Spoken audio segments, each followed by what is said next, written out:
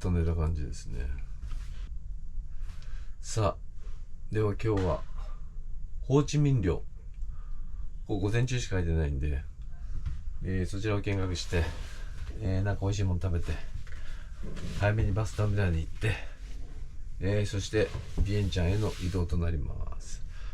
今日はバス移動20時間以上のラオスに行ったら景色がすごいいいらしいんで楽しみです。結構修行かもしれません。行ってきます。はい、ちょっと寝るだけでしたけど、さようなら。死ぬかな。315室でし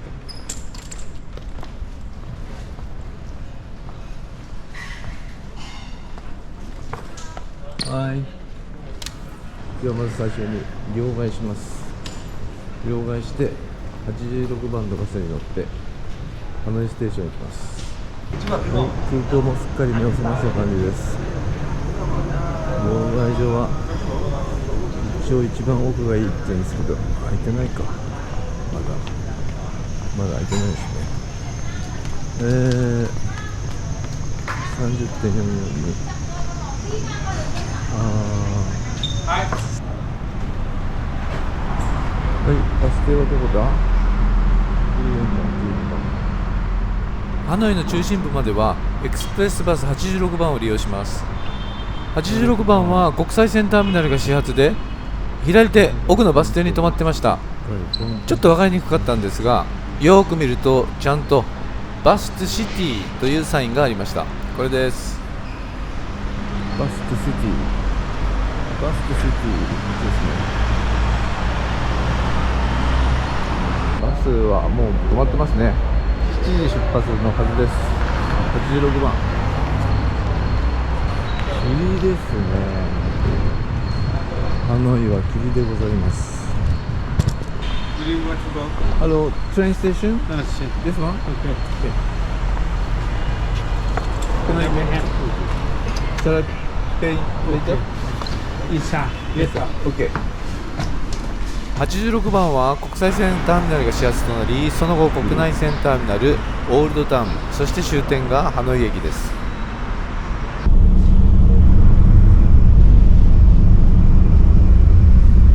はい、バスも出発しちゃいました。でチケット代払うんでしょう。いやー、今日すごい霧ですね。バスの中冷房が効いてて寒い。乗客はダウン着てます。はい、多分ここ国内線ターミナルですね。はい、国内線ターミナルに着いたらチケットを売りに来ました。はい、45,000ドン。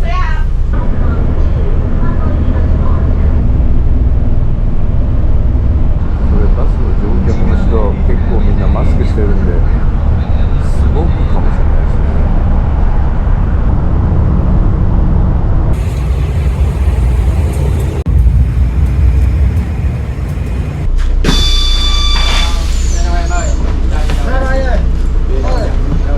バスエクスプレス86、1時間半かかりました。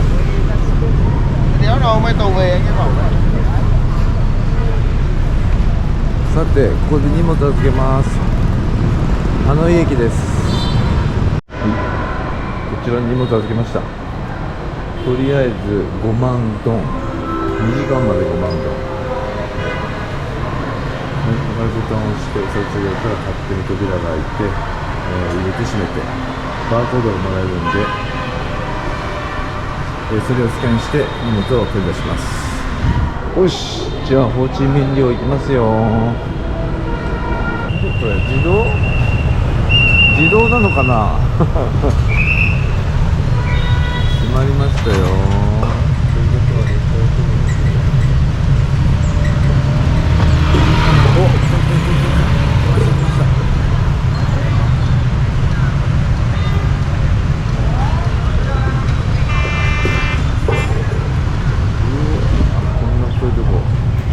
さっきの駅に向かってるんですよ。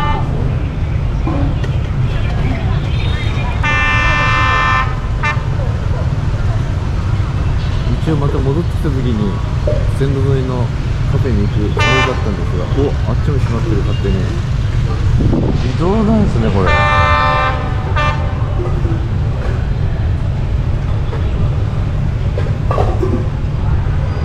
ほら勝手に戻ってる人もあ、通してあげたんだ。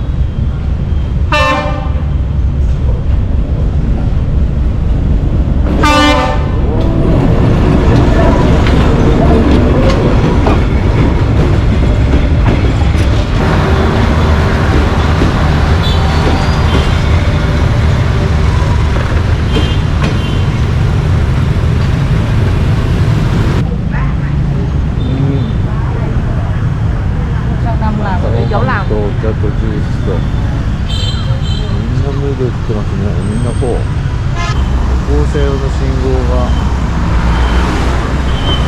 結構ありますね。おお、楽ですね。昔は決死の思い出は出さないといけなかったんですけど、今この信号機のおかげでベトナムの道路非常に渡りやすくなりました。これはベトナム語かな。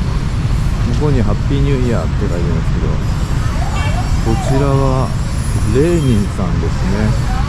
やはり社会主義国家ですからね。ハッピーニューイヤ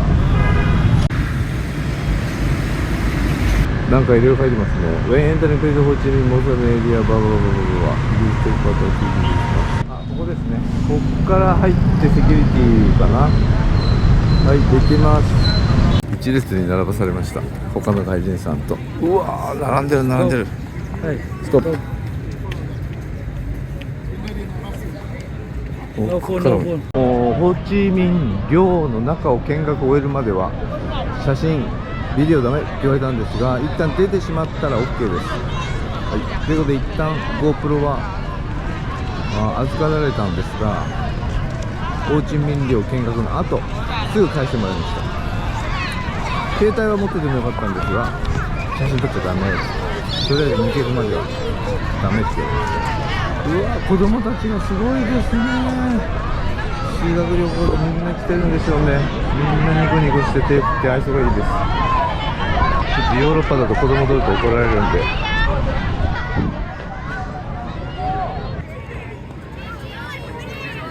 今ちょうど兵隊が入ってきましたね。交代式でしょう。結構いましたよね。20人ぐらいなんだかんだで。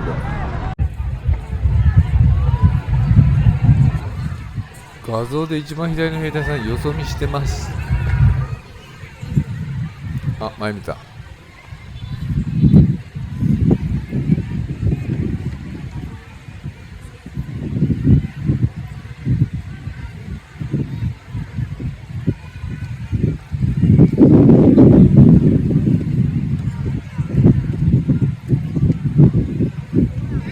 い、この後可愛い歩き方します。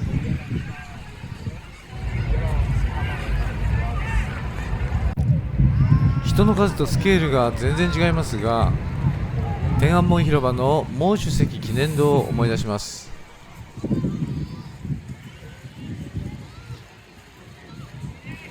ベトナム建国の地、ホーチミンのプレジデンシャルパレスになるのかな。これロンドンにいたんですね。ピカデリサーカスの近くにブループラークがありまして、なんとホテルで皿洗い、もしかしたらペイストリーのシェフやってたということだそうです。彼フランスの船に乗って、それで、シェフしながら世界中を旅していましたからね。それでフランスにもしばらく行ったんで、ペイストリーとか作れたんでしょうね。マルクスとレーニン、奥に日本の人形もありますね。市内のバイク渋滞みたいに大人が車、子供がバイクって感じですかね。大渋滞。は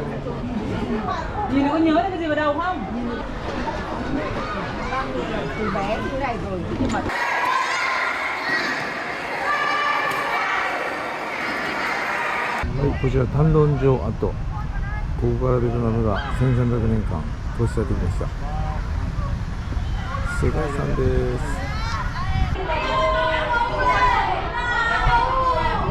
あ、また来た。おお、また来た、また来た、うるさいのが。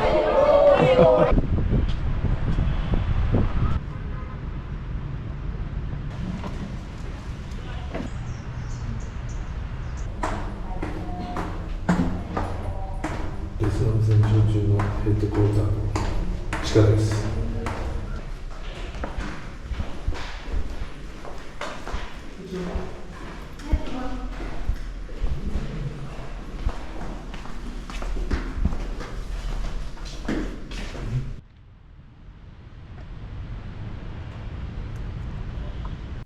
Google のレビュー評価 4.9 のフォーのレストランにやってきました。ライム絞って入れました。スープが酸っぱくなって美味しい。チリもちょっと効いてます。パンチが木に書いてあったり木に打ってあったり、すごい立派な木が多いんですけど、なんでしょうこれ。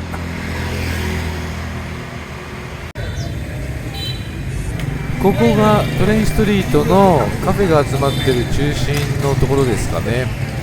なんかこの辺りにはお正月のなのか祭事品なのか仏壇品なのか、いろんなカラフルなものが売ってます。はい、線路と並行して走ってる通り、ここ賑やかになるでしょうね、夜。はい、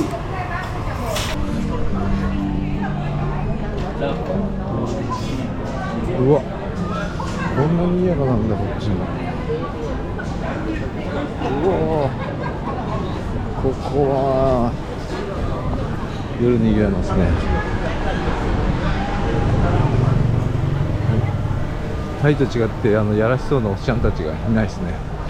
結構家族連れとか健全っぽい人たちが多いです。後で調べたらドンズイタン通り、フードストリートとして有名なところだそうです。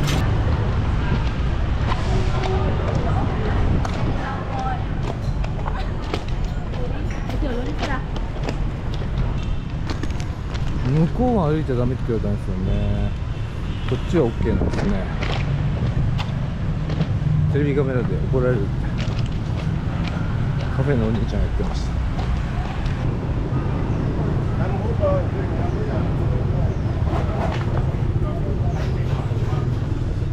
一応さっきのお兄ちゃんに聞いたら、列車は3時15分って言ったかな、3時15分とか3時半に来るとか言ってました。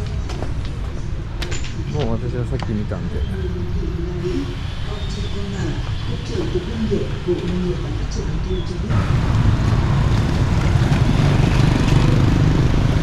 信号機がないところ、ベトナムで道を渡るコツ。左右を見ない、正面だけまっすぐ見て歩くとバイク車が歩行者を避けてくれます。いやー、渡るの上手くなりましたね。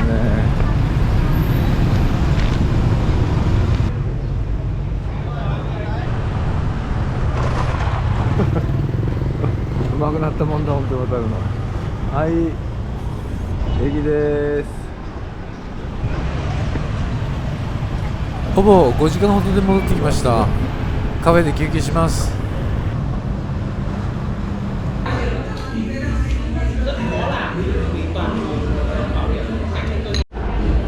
隣のお兄ちゃん、コンピューターとかバッグとか全部置いたまま一人行っちゃいました。ベトナムもそういう意味では違うんですね。カフェのお客さんが突然写真撮り出したんで、誰だか聞いたらベトナムの首相だそうです。この人、パムミンチンさん、何か視察にいらっしゃったようです。パムミンチンさんもお帰りになりました。ということで何の支障もなく荷物を取りに来ることができました。これ間違えてお金入れるところに、バーコードをスキャンしようとしてます。ここで助っ人がスキャンするところはここなんですね。Mời quý khách nạp thêm tiền hoặc vé tạm 50. Please scan the QR code or pay by cash. そして追加料金を差し込みます。はい、すると扉が開く。みんな優しいな。Thank you。なんだっけ、カモン。はい、みんな優しいです。念のため預けた時 QR コードは写真を撮っておくことをお勧めします。ちょっとじゃあここで荷物を。はい、今朝着いたバス乗り場86番グラブタクシーでバスの駅に高知ステーションに移動します。ハノイには6カ所バスターミナルがあるそうですが、そのうち長距離国際線が出て一番大きいのがこちらノックガムバスターミナルです。ハノイのバスターミナル、これからビエンチャンに行くんですが、英語が全然通じません。チケット引き換えカウンター探すのも大変。こんな感じで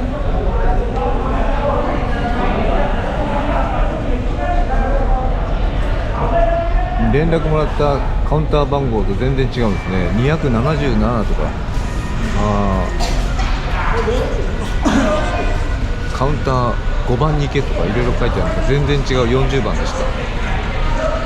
6時出発って私の引換券にはなってるんですが、カウンターの掲示板見る限り7時出発になってます。よくわかりません。なんかいろいろとわけわかんないことになってます。一回チケット発券してもらったのにまたカウンターに来いとバス会社から呼びつけられました。こ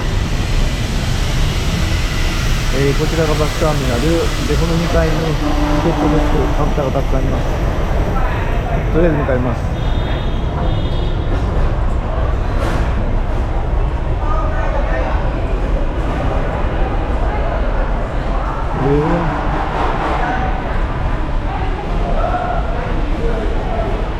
40番、はい、なんかわけわからなかったですけど、結局62番に止まってます。の10どれだ、結構めちゃくちゃですね。英語も通じないじゃない。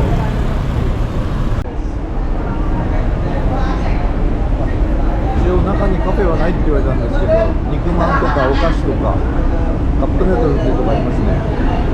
こんな感じです。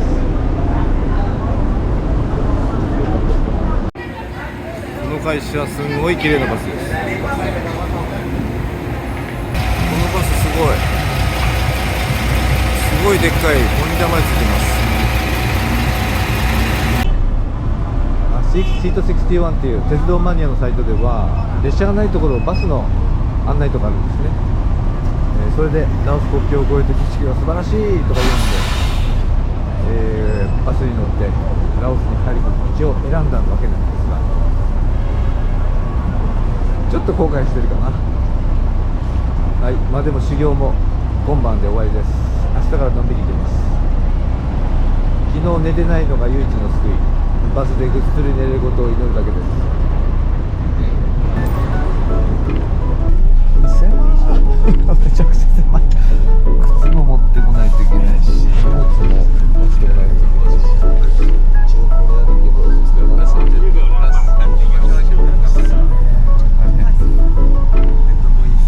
6時出発の予定が50分になってやっと出ました。